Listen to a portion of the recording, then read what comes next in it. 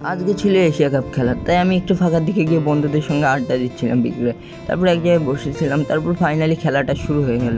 India প্রথমে Pakistan bat নিয়েছিল, India bowling নিয়েছিল। তারপর 9টার দিক থেকে আমি আবারও খেলা আগে পরে দিয়ে দিয়েছি সব সিরিজগুলো। তারপরে খেলাটা দেখো, জাস্ট ওয়াও খেলা হচ্ছিল।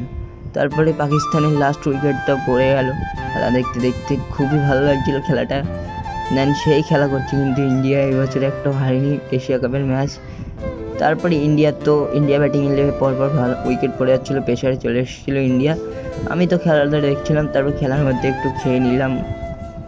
তা খেয়ে নিয়ে দেখতে পাচ্ছ খেলাটা জাস্ট ওয়াও হচ্ছে। তারপরে জিতে গেল ইন্ডিয়া, ফাইনালি দুবার চ্যাম্পিয়ন মারলো এশিয়া কাপে ইন্ডিয়া। তোমরা কে কে কালকের পুরো খেলাটা দেখেছো কমেন্টে বলবে। আর ড্যান্সটা দেখো, জাস্ট ওয়াও ড্যান্স পুরো। আর আমারও ভালো লেগেছে। পরপর 2 বছর উইন হয়েছি। আগের বছর শ্রীলঙ্কার সাথে আমরা উইন হয়েছি, এবার হচ্ছে পাকিস্তানের সঙ্গে। দেখো জাস্ট ওয়াও ভিউ পুরো স্টেডিয়ামটার। তারপরে তো সব সেলিব্রেশন হচ্ছিলো, এখানে ইন্ডিয়ার চ্যাম্পিয়ন চলে এসেছিলো।